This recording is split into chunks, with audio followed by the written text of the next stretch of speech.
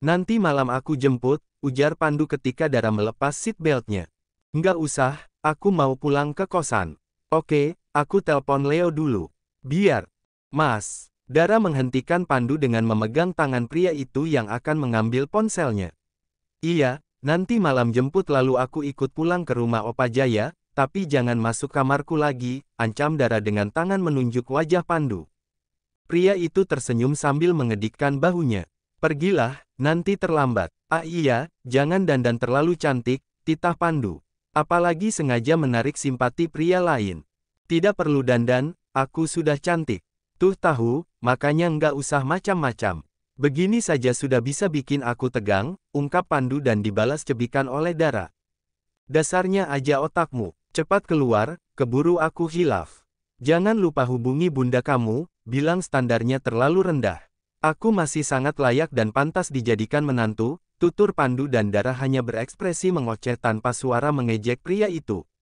Baik, Mas Pandu, nggak usah kangen karena aku nggak bakal kangen. Brak, astaga, ucap Pandu kala Dara menutup pintu mobil dengan keras. Seharusnya aku dulu, mungkin sikapnya lebih lembut. Asteris. Muka lo, kenapa? Tanya Vio. Dara yang masih mematut wajahnya di cermin kecil menjawab mengedikan bahu. Gimana urusan lo sama Harsa dan Pandu? Gil 4 ya, bisa-bisanya lo direbutkan oleh dua cowok cakep dan tajir. Ralat mbak, mending dikejar Mas Pandu aja daripada si Harsa itu. Beh, sejak kapan panggilan sayangnya berubah jadi, Mas Pandu, ujar Vio sambil menirukan gaya lebaynya. Dara mengabaikan Vio lalu merapikan alat make up dan menyimpan semua di loker, hanya membawa ponsel saja. Sebentar lagi jam kerjanya dimulai, hendak menuju lantai 15 di mana meja kerjanya berada. Tunggu dulu, jadi gimana masalah lo sama Harsa dan si ganteng yang punya hotel? Udah nggak ada urusan lagi dengan Harsa, aneh juga dia belum nikah sama Citra. Padahal Citra lagi hamil, Mas Pandu ya gitu. Gitu gimana? Tanya Vio. Agresif, jawab Dara sambil berbisik. Hah serius, lo udah diapain aja? Tanya Vio tanpa sadar dan menurunkan suaranya.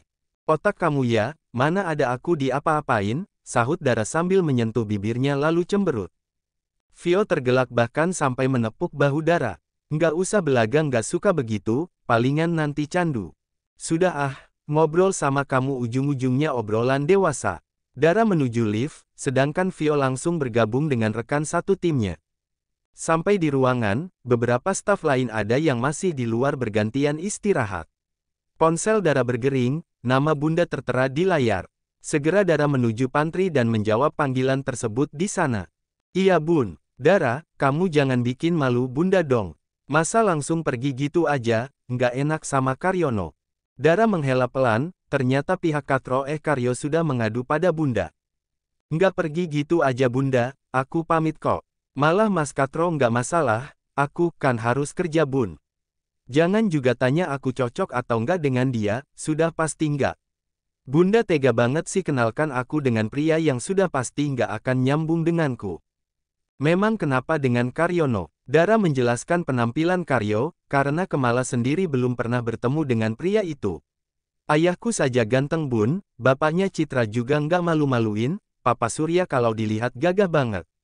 Lah ini aku mau dijodohkan dengan modelan begitu, yang ada aku senewan tiap hari. Paling tidak kamu seharusnya menghargai, jangan kasar apalagi judes dengan laki-laki. Katanya kamu datang dengan pria, siapa? M4 Empus, aku harus jawab apa? Nanti dipikir bunda, aku sengaja nikung Citra, batin Dara. Dara, iya bun, kamu datang dengan siapa? Tanya Kemala di ujung sana. Kalau sudah ada pacar, ajak temui bunda. Bukan pacar bun, tadi pas mau berangkat ada Mas Pandu. Dia ngajak sekalian, dipikir mau ke hotel. Sudah menolak juga, tapi dia maksa. Tidak ada sahutan Kemala. Bunda, panggil Dara. Iya, nanti lagi ya, bunda ada urusan, ujar Kemala mengakhiri panggilan. Dara menghela lega lalu kembali ke meja kerjanya. Sedangkan di tempat berbeda, tepatnya di mana Kemala berada. Wanita itu sedang berpikir setelah mendengar nama Pandu. Kedatangan pria itu di butik dan nasihat juga masukan mengenai hubungan Dara dan Citra membuatnya penasaran. Ada apa sebenarnya, sampai orang baru sudah hafal sedangkan dia ibunya malah tidak tahu apa-apa. Apalagi penolakan Pandu yang harus disampaikan pada Citra, membuat kepala Kemala mendadak pusing. Ia membuka ponselnya, lalu menghubungi seseorang. "Halo, bisa bantu Mbak?" ujar Kemala lalu terdiam. "Selidiki Dara dan Citra, cari tahu hubungan mereka dan ada rahasia apa sampai aku tidak tahu." Secepatnya, Kemala meletakkan ponsel dan mengusap wajahnya, tangannya membuka laci dan mengambil buku harian, membuka salah satu halaman di mana ada selembar foto. Foto dirinya, juga Dara saat masih kecil dan seorang pria, ayah Dara. "Aku ingin Dara bahagia Mas, semoga selama ini aku tidak salah jalan." Asteris asteris asteris. "Lo nggak makan?" tanya Vio sedang menyantap nasi goreng yang dibeli melalui online. "Nggak, belum lapar." Dara meneguk air mineralnya lalu bersandar pada kursi sambil scroll media sosial. Bersama Vio sedang berada di ruang istirahat para pegawai, ada yang sedang berbincang sambil minum kopi, ada juga yang sedang makan malam seperti Vio. Seorang petugas housekeeper pria menghampiri meja di mana Dara berada, membawa paper bag dengan logo resto ternama. "Mbak Dara, ini pesanannya." "Hah, pesanan apa?" "Makan malam, tadi ada yang antar," menanyakan Mbak Dara. "Kebetulan tadi saya lihat Mbak ke sini makanya saya yang terima. Tapi saya tidak pesan loh." "Kalau itu saya nggak ngerti, ini ada memonya." Ditujukan untuk Dara Larasati, asisten eksekutif. Vio mengambil alih paper bag dan memastikan memo yang dibaca tadi. "Iya ini punya lo." "Ya udah makasih ya," ujar Vio lalu mengeluarkan isi dari paper bag. Box makanan dengan menu premium dan terlihat lezat dan menggoda. "Gila, ini pasti enak banget." "Dari siapa?" tanya Vio. Di luar kemasan box ada kartu ucapan. "Selamat makan, Miss You Always," ucap Dara dan Vio serempak saat membaca kartu ucapan. "Nggak ada namanya. Ini gambar apaan?" tanya Vio karena bukan tanda tangan melainkan seperti gambar hewan. Panda," jawab Dara yang sudah tahu siapa pengirim makanannya. Ponselnya bergetar, pesan masuk dari Pandu. "Mas Pandu nolak aku." "Memang gimana Bunda ngomongnya, kok bisa dia langsung nolak aku?"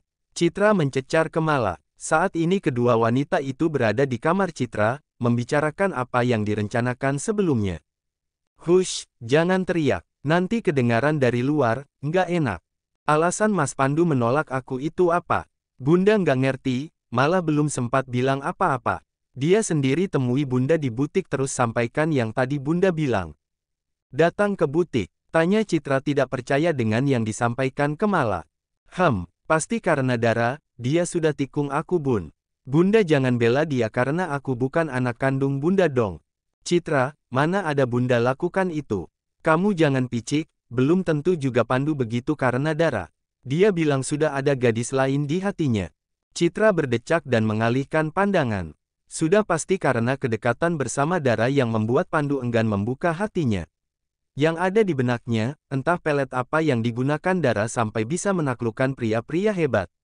Sebelumnya Harsa dan sekarang Pandu. Bahkan Surya dan Jaya terlihat lebih menghargai perempuan itu. "Bunda ke kamar dulu, istirahatlah. Jodoh tidak akan kemana, kalau memang Pandu jodohmu dia pasti datang." Mulut Citra mengumpat kasar setelah kepergian Kemala. Rasanya tidak rela kalau Pandu sampai memilih Dara, apalagi Harsa juga sudah tidak meresponnya. "Lihat saja nanti, aku tidak akan biarkan kamu dengan Pandu. Kembali saja pada Harsa." Asteris asteris asteris. "Mana Babang Ganteng?" tanya Vio yang sejak tadi mengekor langkah Dara. Saat ini mereka sudah keluar dari hotel dan Dara menunggu kedatangan Pandu. "Itu kayaknya," tunjuk Dara hanya dengan tatapannya. "Buset, mobilnya bro. Kita kerja seumur hidup belum tentu bisa nabung buat beli yang kayak gitu. Lo cepet deh nikah sama itu laki, biar bisa merubah nasib. Jangan lupa sama gue ya, yang penting kasih kerjaan yang bisa merubah hidup gue." "Ngomong apaan sih, aku pulang ya." Mobil Pandu sudah berhenti tidak jauh dari kedua perempuan itu berdiri. Vio sempat merengek ikut sampai kontrakannya dan hanya dibalas oleh Dara dengan menjulurkan lidah. "Langsung pulang, nggak usah mampir ke hotel lain," ujar Vio dan Dara hanya menunjukkan kepalan tangannya. Pandu keluar untuk membuka pintu dan mempersilahkan Dara masuk, sempat berbisik mengucap salam dan mengingatkan untuk mengenakan seatbelt. "Ayo jalan, mau mampir kemana dulu?" Tanya Pandu sambil kembali melaju. Langsung pulang, aku udah ngantuk. Makanannya habis nggak? Tanya Pandu lagi sambil fokus dengan kemudi. Berdua sama Vio, menunya kebanyakan, sahut Dara lalu menyandarkan kepalanya dan memejamkan mata. Pandu menoleh sekilas dan tersenyum lalu kembali fokus pada kemudi. Papi sudah pulang. Hah, benarkah? Tadi siang, jawab Pandu. Aku sarankan tidak usah temui beliau dulu. Ada masalah di perusahaan, dia akan fokus dengan hal itu. Apa yang lain tidak bisa mengatasi sampai Opa harus juga turun tangan. Pandu menghentikan mobilnya karena lampu lalu lintas, lalu menoleh ke samping. Menjelaskan bukan masalah tidak ada orang yang mampu mengatasi masalah, hanya saja masalah itu disebabkan dari dalam. Mas Harsa, tidak fokus sampai buat masalah, mungkin sedang ada masalah dengan Citra. Iya, kenapa juga mereka belum menikah, lama-lama perut Citra keburu besar. Pandu terkekeh, ternyata Dara memang sepolos dan sebaik itu. Tidak paham juga kalau semua itu adalah kebohongan Citra, untuk mendapatkan Harsa. Kamu masih percaya kalau Citra hamil? Pandu kembali menggerakkan roda empatnya karena lampu sudah berganti hijau. Sebagai sesama laki-laki, aku tahu kenapa Harsa menolak bertanggung jawab karena kalau Citra hamil sudah pasti bukan anaknya. Masa sih, Citra seperti itu? Jangan bicarakan orang lain, bagaimana kalau kita bicarakan masalah, kita, usul Pandu. Ada apa dengan kita? Mobil itu perlahan menepi dan berhenti, Dara bahkan sampai menatap sekitar memastikan ada masalah apa sampai Pandu malah berhenti. Padahal sekarang sudah lewat dari jam 11 malam. Mas, kok berhenti? Ada apa dengan kita? Kamu masih tanya. Memang ada masalah apa dengan kita? Dara balik bertanya. Aish, Pandu mengusap wajahnya. Masalah kita, aku tidak ingin ada lagi katro-katro lain yang dikenalkan denganmu. Hindari juga Harsa dan aku akan bicara dengan bundamu mengenai hubungan kita. Mas, aku kan belum jawab perasaanku untuk kamu. Tidak perlu dijawab, memang kamu rela kalau aku beralih pada Citra atau Citra yang lain. Entah mengapa rasanya seperti sesak membayangkan kalau Pandu merespon Citra bahkan bersikap lebih dari itu.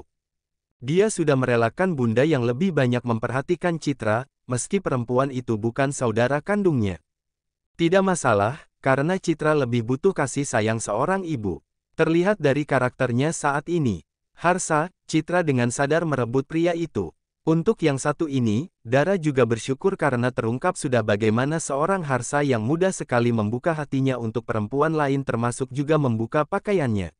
Untuk Pandu, rasanya tidak rela dirinya harus berbagi dan mengalah pada perempuan yang tidak tahu bersyukur dan terima kasih. Bagaimana? Tanya Pandu. Mas, aku masih simpan gunting dan, Pandu langsung merebut tas yang resletingnya hendak dibuka oleh Dara lalu diletakkan di jok belakang. Aku masih bisa cium sampai kamu kewalahan kalau berani macam-macam dengan rambutku. Kamu tidak rela aku dengan perempuan lain, kan? Di sini, tunjuk Pandu pada Dara. Sebenarnya sudah ada aku, hanya aku. Pandu menatap Dara, meski dengan penerangan seadanya tapi bisa dirasakan kalau tatapan mereka mengandung cinta. Bisa kita pulang sekarang? Pandu menghela nafasnya, lagi-lagi Dara mengalihkan perhatian. Dara Larasati, aku mencintaimu. Tidak peduli kamu jawab atau tidak, yang jelas kamu hanya milikku. Jalan, cepat, aku kebelet pip. Astaga, Pandu menyugar rambutnya lalu kembali melaju. Ini bukan alasan kamu untuk menghindar, kan? Bukan, lagi pula aku ingin suasana lebih romantis mendengar kata cinta dari kamu bukan kayak tadi, di bawah tiang listrik dan penerangan lampu jalan. Pandu tergelak lalu menginjak gas agar laju mobil lebih cepat. Kalau nanti di kamar kamu dan berhenti aja mas, aku naik taksi ke kosan. Lama-lama ngeri juga dekat kamu yang mesum. Mesum gimana? Kamu ingin suasana romantis, ya salah satu pilihannya di kamar kamu. Berdua saja, lampu temaram, aroma terapi lalu tidur dengan nyenyak. Jangan-jangan semalam bukan pertama kali Mas Pandu menyelinap ke kamarku. Pandu terdiam, memang bukan pertama kali. Meski sebelumnya tidak sampai tertidur seperti semalam. Mas Pandu, aku hanya melindungi kamu, gimana kalau ada penjahat masuk ke kamar kamu? Bahaya, kan? Penjahatnya kamu, Mas. Aku jahat karena kamu sudah mencuri hatiku. Oke, My Panda. Pandu terkekeh lalu mengusap kepala Dara. Lihat saja nanti, Aku pasti ke kamarnya lagi.